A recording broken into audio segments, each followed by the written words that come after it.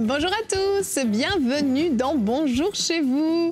Alors aujourd'hui, on va parler de la culpabilité. Libère-toi de cette culpabilité, c'est notre thème aujourd'hui. Et je suis accompagnée de Nadine et Aurélie. Salut les filles. Hello Yveline. Hello Aurélie. Alors on parle de culpabilité aujourd'hui. C'est un thème super important et qui peut causer beaucoup de tort, faire beaucoup de dégâts. Et Aurélie, dans la rubrique Conseil du coach, tu vas nous dire comment se pardonner à soi-même. Ça, on n'en parle pas souvent. Oui, on va voir même ce que ça veut dire. Parce qu'il y a des personnes qui s'en veulent, mais elles ne savent pas que leur réaction, c'est parce qu'elles s'en veulent en fait elles-mêmes. Et on va voir 4 petites choses pour s'aider à se pardonner soi-même. Super. 4, c'est pas beaucoup. D'habitude, tu as genre 15 points. Écoute, je m'assagis. Hein. C'est la maturité, c'est la maturité. Génial. Alors, c'est une thématique qui peut-être vous avez cliqué sur cette émission si vous nous suivez sur YouTube parce que ça vous parle, parce que vous avez un joug, un gros fardeau de culpabilité. Peut-être c'est par curiosité ou simplement parce que vous êtes une fan de Bonjour chez vous ou un fan de Bonjour chez vous et que vous suivez toutes nos émissions. Peu importe dans quelle situation vous êtes, je vous encourage à laisser le Saint-Esprit vous parler, vous toucher parce qu'il a quelque chose à vous dire et il va relever quelqu'un dans cette émission. Alors on va commencer tout de suite avec notre pensée du jour.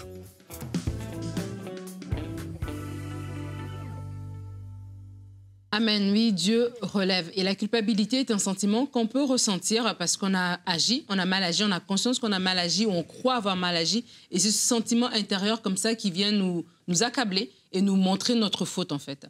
Et la culpabilité va nous conduire vers certains agissements. Le diable va travailler à travers la culpabilité aussi souvent pour nous écraser davantage. Parce que la Bible nous dit qu'il est l'accusateur des frères. Et des fois, lorsqu'on commet une erreur, c'est normal. Hier, on a parlé des indispensables et on a parlé de ne pas mentir, voilà, de vivre selon ce que la parole de Dieu nous demande. Et donc, oui, quand on commet une faute, quand on fait quelque chose de mal, quand on a mal parlé, quand on a mal agi, c'est normal d'avoir un sentiment voilà, qui me dit « j'ai mal fait ». Mais la tristesse, selon Dieu, nous conduit à la repentance. La Bible nous le dit. Cela. Et donc, ça veut dire que lorsqu'on a mal fait, comme Pierre qui a renié Jésus, il s'est repenti et Dieu l'a utilisé. Donc, nous, en tant qu'enfants de Dieu, lorsqu'on agit mal, c'est normal aussi qu'on se sente repris. Et quand on est repris, c'est pour aller se repentir, changer et continuer à avancer avec le Seigneur. Mais lorsque l'ennemi vient travailler à travers une faute qu'on a commise et nous maintient dans la culpabilité, là, c'est autre chose. Il va nous amener dans la condamnation et il va nous amener à penser que Dieu nous a abandonnés, à penser que voilà, ce qu'on a fait est trop grave,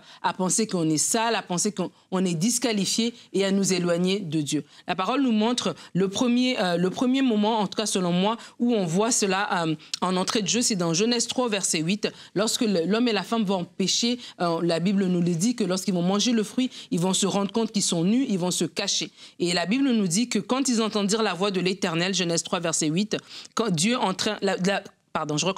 Quand ils entendirent la voix de l'Éternel Dieu en train de parcourir le jardin vers le soir, l'homme et la femme se cachèrent loin de l'Éternel Dieu au milieu des arbres du jardin. Et en fait, ce que je voulais relever en partageant ce verset, c'est que l'homme et la femme ont péché. Oui, la chose est arrivée.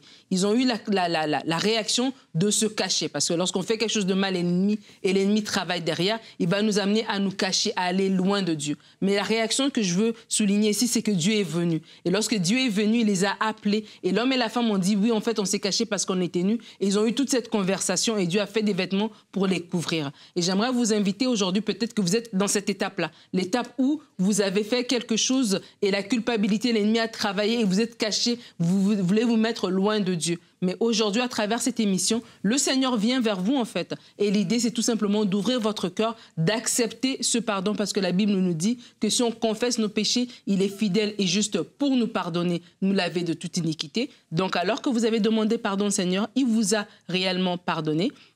Vous devez accepter cela et savoir que lorsque vous êtes en Christ, il n'y a aucune condamnation pour vous. Romains 8, verset 1. Donc, si l'ennemi est en train de venir dans vos pensées, vous rappelez quelque chose que vous avez fait il y a 5 ans, il y a 2 ans, il y a 3 mois, il y a 6 mois, il y a 3 jours, pour vous dire que vous êtes disqualifié de la présence de Dieu, vous ne pouvez plus vous tenir devant le Seigneur, c'est faux. Aujourd'hui, La tristesse, selon Dieu, vous conduit à la repentance. Vous vous êtes repenti, Dieu vous a pardonné et vous avancez et refusez de marcher dans la culpabilité. Amen. Ben oui, Adam et Ève ont été couverts avec des vêtements, mais nous avons été couverts par le sang de Jésus qui nous a lavés, qui nous a couverts. Et on peut pas changer ça, en fait. Même si nous, on estime qu'on n'est pas digne de ça, ben Dieu a décidé qu'il l'avait fait pour nous, une fois pour toutes. À la croix, Jésus a porté nos péchés. Tu me fais penser à une chanson de, je pense que c'est Maggie Blanchard, Couvert par la grâce. Non, Moi, je connais Couvert de Marcel Bongo. Ah, peut-être c'est lui. Ah non. Couvert Non, par le sang. il y a celle de Maggie Blanchard. D'accord. En tout cas, c'est biblique. Je pense qu'on peut se mettre d'accord Mais là-dessus. toi, tu chantes, c'est bien, Nadine. Ma sœur. Bref, la culpabilité, ce que ça nous fait, c'est que ça nous écrase, ça nous étouffe, ça nous éloigne de Dieu. Et il faut différencier, et tu l'as dit un peu à la fin de ta pensée, différencier la culpabilité versus, même j'ai envie de dire la condamnation, versus la conviction de péché que fait le Saint-Esprit. Et parfois, je pense qu'il y a une confusion entre les deux. La condamnation, c'est le diable qui vient nous accuser. Et la condamnation, ce que ça fait, c'est que ça te maintient à terre, ça t'écrase. C'est comme un poids qui vient sur toi. Alors que la conviction de péché du Saint-Esprit, c'est quelque chose qui te relève, qui te dit « Lève-toi, demande pardon au Seigneur et tu seras pardonné et prends une décision de changer. » C'est deux choses différentes. Le Saint-Esprit vient nous convaincre « Oui, on va pleurer, oui, mais tout de suite, ce qui sort de notre bouche, c'est « Pardon, Seigneur ». C'est des mots de repentance. Alors que quand on est condamné, c'est « Je ne suis pas digne », on s'apitoie sur nous-mêmes, on s'écrase, on s'écrase. Et David, dans le psaume 38 au verset 5, qui est notre verset du jour, dit « Mes fautes s'élèvent au-dessus de ma tête. Elles sont un poids bien trop lourd pour moi. » Il comprend. Il a ce poids qui l'écrase. Et si on continue le psaume 38, c'est tellement triste en fait. Il décrit ce qu'il ressent, ce qu'il vit et il se lamente sur lui-même. C'est exactement ce que fait la culpabilité. On se lamente, on s'écrase, on dit combien on est mauvais, combien on a mal agi. On ressasse en permanence ce qu'on a mal fait au lieu de se saisir de la grâce de Dieu qui est disponible et qui nous permet de nous relever. Et la Bible dit que Dieu sait de quoi nous sommes faits. Parfois, on oublie ça. Mais oui. C'est qu'en tant qu'être humain, ben oui, mais il y a des choses qu'on ne va pas faire correctement. Mais Dieu, il est bon, en fait, parce qu'il sait vraiment de quoi on est fait. Et la Bible dit aussi que le juste tombe 7 fois et il se relève. Il ne reste pas là où il est tombé, en fait. Et la culpabilité, justement, on doit pouvoir se dire ce genre de choses. C'est que peut-être, oui, j'ai fait cette chose-là, je me sens coupable, mais Dieu ne me voit pas comme ça. Dieu me voit beaucoup plus loin que ça, en fait. Et moi, en tant qu'enfant de Dieu, je dois me relever. Je dois me repentir et je dois me relever, en fait. Donc, c'est important de réaliser ces choses-là et d'accepter tout simplement que Dieu, il nous voit d'une certaine manière et de ne pas laisser la culpabilité venir nous bouffer, en fait. Ça profite au diable de te maintenir à terre. Ça profite au diable que dans ta tête, tu entends toutes sortes de voix qui te condamnent, etc. Ça, c'est vraiment l'œuvre de l'ennemi. Parce que la voix de Dieu, comme on a dit, ça ne va pas venir excuser le péché, mais la voix de Dieu, ce que ça va faire, ça veut dire, t'es tombé, mais la grâce, elle est disponible pour toi. Et il y a quelque chose de meilleur pour toi, en fait. Et il ne faut pas rester dans le côté des voix qui te parlent. Et moi, je sais, parce que ça m'est déjà arrivé plusieurs fois, que tu fais quelque chose et puis tu as des voix que tu entends à l'intérieur. Tu dis, mais toi, tu enseignes aux gens telle chose, mais regarde-toi, etc. Et il faut reconnaître que ce n'est pas la voix de Dieu, cette voix-là. Et il faut la faire taire. Tu vois, il faut apprendre à prendre autorité, même sur ces voix de culpabilité, et dire, j'ai peut-être commis une faute aujourd'hui, mais ce n'est pas comme ça que Dieu me voit. Mais parfois, les gens, ils trouvent que c'est trop facile, tu vois, de dire, il suffit que je demande pardon au Seigneur, et le Seigneur me pardonne, et ça s'arrête là. Et c'est bizarre, hein, mais l'être humain aime que ce soit compliqué. C'est comme s'il fallait payer, entre guillemets, pour la faute qu'on a commise.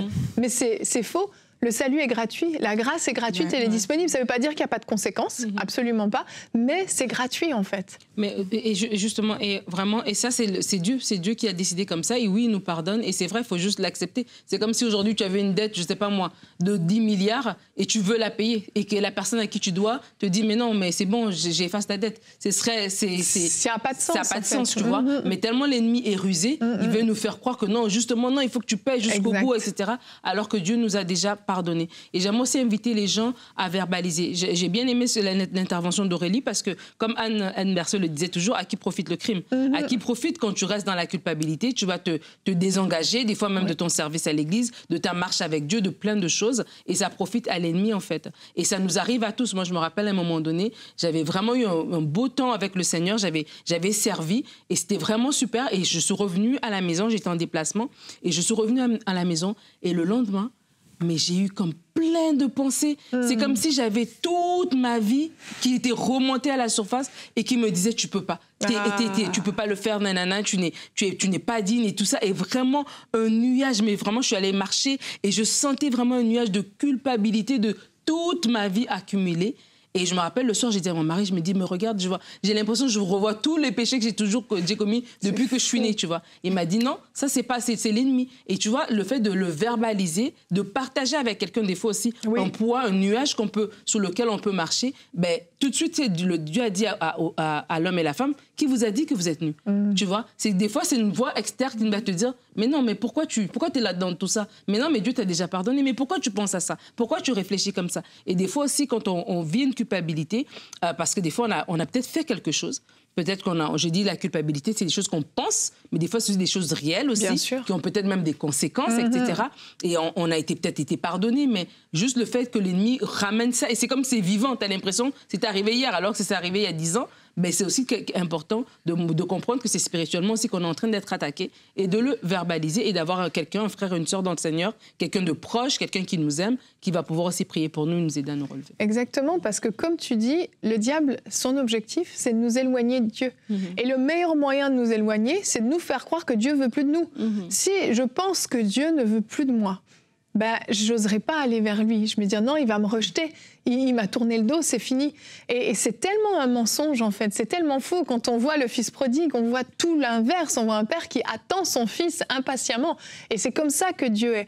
Mais le diable va tellement te faire croire le contraire que c'est toi-même, finalement, qui te détourne de Dieu et qui t'en éloigne jusqu'à tomber encore plus bas. Et là, la condamnation est encore plus forte. Vous voyez le cercle vicieux que ça devient? C'est un cercle sans fin. Et c'est comme ça que certains ont perdu la foi, se sont complètement détournés de Dieu et sont allés tellement profondément dans le péché que pour eux, ils se sont dit « ça ne sert plus à rien, il n'y a plus d'espoir pour moi, autant continuer ma vie comme ça ». Mais c'est faux. C'est comme ça que certains fuient des églises.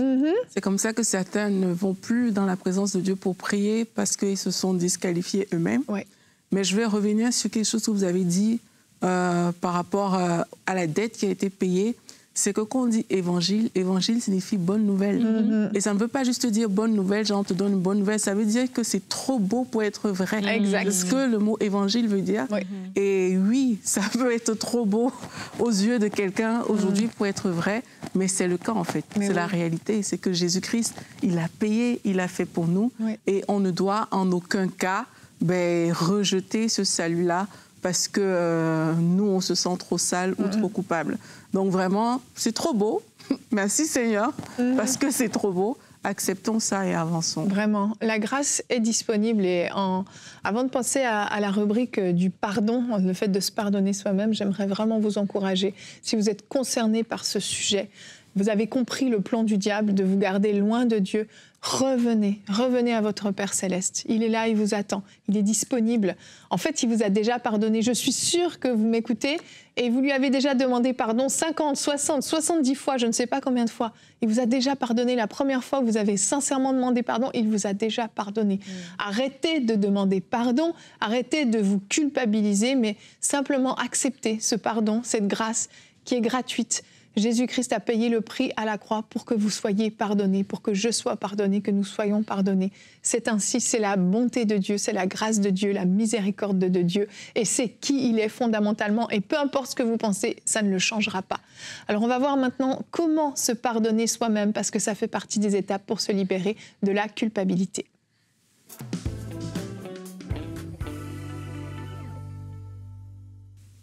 Donc, on va continuer ce thème en répondant à cette question. Mais avant, j'aimerais juste qu'on sache déjà que signifie en fait se pardonner soi-même. Vous savez, quelquefois, on relâche les autres plus vite. Quelqu'un m'a fait du mal, ok, je te pardonne. Parfois, c'est pas évident, mais parfois c'est plus facile de relâcher d'autres personnes que nous-mêmes parce qu'on ne s'attendait pas à être déçus de nous-mêmes. Parfois, on fait des choses qui nous déçoivent vraiment nous-mêmes et du coup, ça devient plus difficile de se pardonner à soi-même. Pourtant, on sait que Dieu nous a pardonné. Et il y a plusieurs personnes qui vont dire, oui, mais je sais, j'ai reçu le pardon de Dieu, je sais que Dieu m'a pardonné, mais ces personnes vont continuer à s'en vouloir. Elles vont continuer à refuser quelque part de se pardonner elles-mêmes. Et comment ça va se manifester? Elles vont continuer à vivre dans le rejet. Elles vont continuer à s'auto-saboter. Parfois, tu vas garder la honte de l'acte que tu as commis. Parfois, c'est la gêne, etc. Donc, plusieurs personnes comme ça vont dire « Oui, je sais que Dieu m'a pardonné », mais elles vont voir ces symptômes continuer dans leur vie.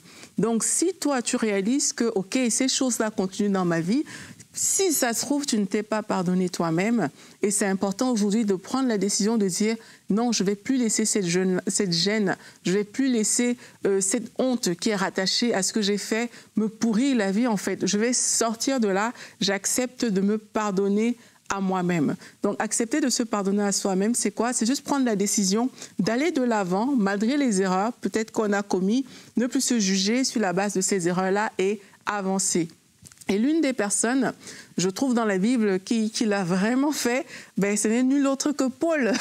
Parce que Paul, il a commis de graves erreurs quand même.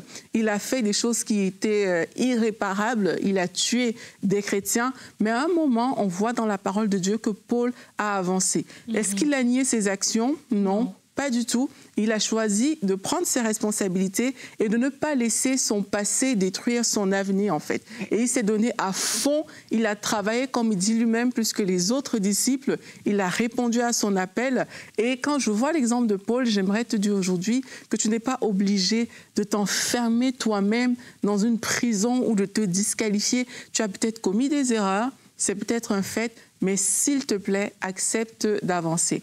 Donc, 4 choses simples qui peuvent t'aider à te pardonner toi-même. La première, on a parlé de ça alors qu'on était en train de discuter tout à l'heure. La première chose, c'est qu'il faut que tu acceptes le regard de Jésus-Christ sur la situation.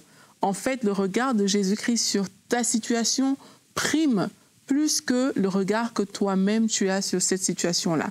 La Bible nous dit dans Ésaïe 1 au verset 18, « Venez et plaidons, dit l'Éternel. Si vos péchés sont comme le cramoisi, ils deviendront blancs comme la neige. S'ils sont rouges comme la pourpre, ils deviendront comme la laine. » Ça, c'est Dieu qui parle. Dans Colossiens 2, verset 14, en parlant de ce que Jésus-Christ a fait à la croix, la Bible dit « Il a effacé l'acte dont les ordonnances nous condamnaient et qui subsistait contre nous. Il l'a détruit en le clouant à la croix. » Ésaïe 53, verset 5, « Mais il était blessé pour nos péchés, brisé pour nos iniquités. Le châtiment qui nous donne la paix est tombé sur lui. » Quand on lit ces versets bibliques, c'est la parole de Dieu. Et la parole de Dieu nous dit ici que quelle que soit l'action que tu crois avoir faite, Dieu déjà t'appelle, il te dit « Viens et plaidons ensemble ». Il te garantit que tu peux plaider avec lui, ça veut dire que ce n'est pas encore fini. Il te dit qu'il peut l'effacer, le rendre plus blanc que la neige. Et on sait qu'à travers le sang de Jésus-Christ, comme on a vu, il a effacé nos péchés, il a pris sur lui nos iniquités, comme on a lu. Et si Dieu, qui est le Dieu de l'univers, qui est le maître de tout, si lui, en fait, il regarde les actions que tu as commises et il voit ces choses de cette manière-là en disant « mais on peut les effacer », voilà. Qui es-tu, toi, pour venir dire « ah, mais non, je ne me pardonne pas ». Vous voyez? Quelquefois, on sublime notre propre pensée ou nos erreurs par rapport à ce que Dieu lui-même, il pense. Mais quand on est un enfant de Dieu, on doit apprendre à s'humilier, à se soumettre à la parole de Dieu. Et si Dieu dit qu'il t'a pardonné, que Jésus-Christ a effacé tes péchés, à un moment, il faut que tu acceptes la vérité de la parole, tu acceptes que Jésus-Christ m'a pardonné, alors je suis libre. Alors je n'ai plus à porter cette culpabilité. Et dès l'instant où tu mets le pardon de Jésus au-dessus de ce que tu penses toi-même, tu pourras te pardonner toi-même. Parce que Jésus-Christ l'a fait pour toi. Une autre chose aussi qu'on peut voir aujourd'hui, si tu veux te pardonner toi-même, c'est qu'il faudrait qu'il y ait de la repentance et de la réparation dans la mesure du possible en fonction des actions que tu as commises. Se pardonner ne signifie pas en fait que tu diminues les actions que tu as commises ou que tu nies que tu as fait des choses. En fait, ça veut dire que tu prends la juste mesure de ce que tu as fait et tu es prêt à en assumer les responsabilités et aussi, surtout, que tu es prêt à aller de l'avant et ne pas laisser cette situation nuire à ta vie, en fait. Et ça, j'aimerais te dire que c'est une décision. C'est à toi de décider d'assumer tes responsabilités et aussi de décider que cette culpabilité ne va plus te limiter. Et là, il y a David qui est un bel exemple pour ce point-là, parce qu'il a commis un péché avec Bathsheba et il a fait tout un psaume. Si tu lis le psaume 51, David, il reconnaît son péché, il dit à Dieu, Éternel, j'ai péché contre toi. Mais on voit aussi qu'il a réparé quelque part sa faute dans la mesure du possible en acceptant les conséquences et aussi en épousant Bathsheba et en prenant soin de sa famille. Donc, quelque part, il a réparé en fait. Et toi aussi, si tu veux aller de l'avant, mais je t'encourage à le faire. C'est, voilà, j'ai commis des actions, mais il faut que je répare dans la mesure du possible. S'il y a des choses qui sont réparables, il faut le faire. S'il faut assumer certaines responsabilités, ben, il faut prendre le temps de le faire. Et tu vas voir que, alors que tu fais ces choses-là, tu auras fait quelque chose de bien. Et ça va t'aider toi-même dans ton être intérieur à te dire, en fait, j'ai fait ma part. Et ça va retirer cette culpabilité de ton cœur. Donc, repens-toi et répare dans la mesure du possible, parce que malheureusement, il y a des actions peut-être qui ne pourront pas être réparées, mais il faut assumer les choses qu'on a faites, ne pas les nier et les réparer quand c'est possible. La troisième chose, c'est de travailler sur ta propre transformation intérieure. Et là, je vais encore venir à Paul parce que, comme je dis, c'est un cas très intéressant. Au début, vous voyez, dans la parole de Dieu, les gens ont peur de Paul, en fait. Mais qu'est-ce que Paul va faire? C'est qu'il va se mettre avec les frères, il va s'humilier quelque part. Et à un moment, on voit que les actions de Paul même vont parler plus fort que tout. Mais Paul ne s'excuse pas d'être Paul. Quand vous voyez son caractère, vous le voyez. Mais Paul, il a dit quelque chose d'important dans Galates. La Bible nous dit que Paul, il a fait 3 ans en Arabie. Pour lui, ça a pris 3 ans.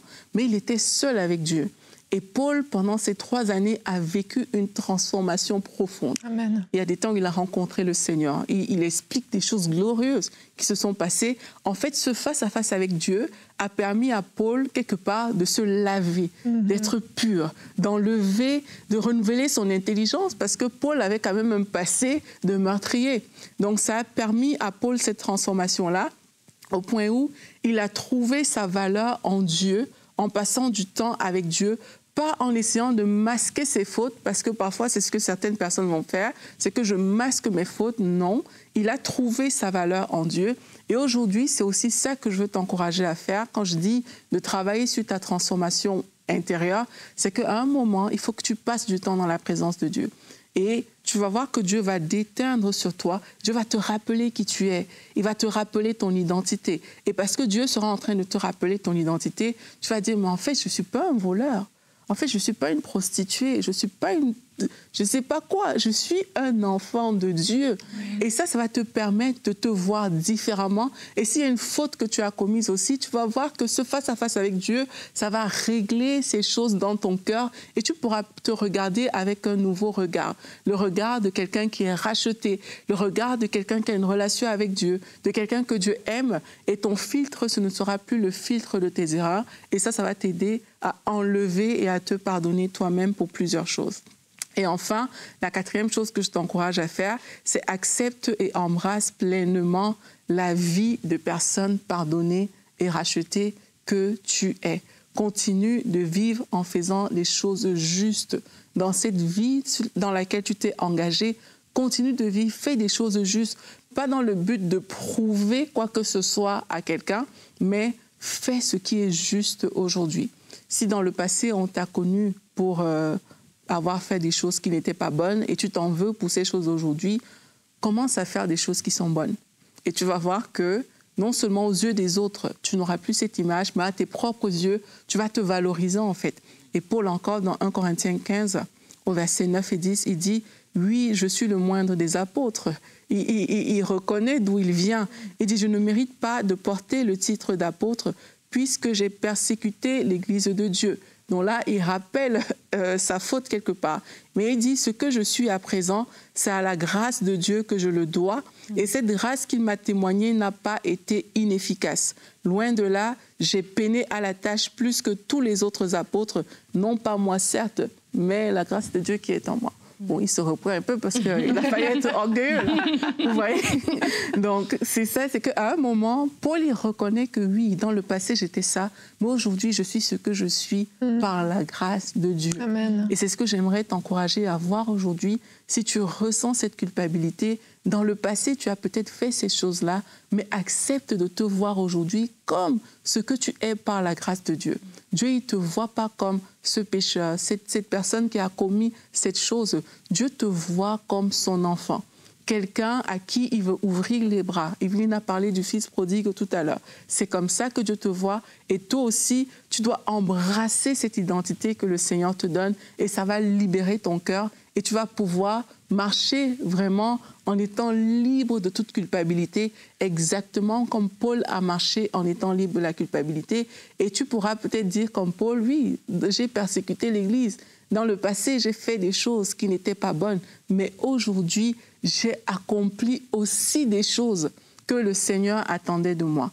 Donc, vois-toi comme le Seigneur te voit, fais les choses que le Seigneur attend de toi et tu vas voir que ton cœur sera libre parce que tu as reçu le pardon de Jésus-Christ et que tu as décidé de marcher sur ses voies. Donc, si je récapitule rapidement, accepte le regard que Jésus-Christ a sur toi en sachant que ça prime plus que ton propre regard. Repens-toi et répare dans la mesure du possible. Travaille sur ta propre transformation intérieure et accepte et embrasse pleinement la vie de personne pardonnée et rachetée que tu es. Je vais prier rapidement pour toutes les personnes qui, à l'intérieur, vous sentez que, voilà, vous portez un poids, vous portez une culpabilité. On va les déposer au pied du Seigneur. Je t'encourage à déposer ça toi-même au pied du Seigneur aujourd'hui et à embrasser vraiment la vie que le Seigneur a pour toi. Seigneur, je te bénis pour mon frère, je te bénis pour ma sœur qui nous écoute aujourd'hui, alors qu'ils viennent devant toi déposer leur passé qui est peut-être lourd et difficile, alors qu'ils viennent devant toi déposer peut-être cette chose qu'ils n'ont jamais dit, jamais avoué à personne, mais qui les ronge.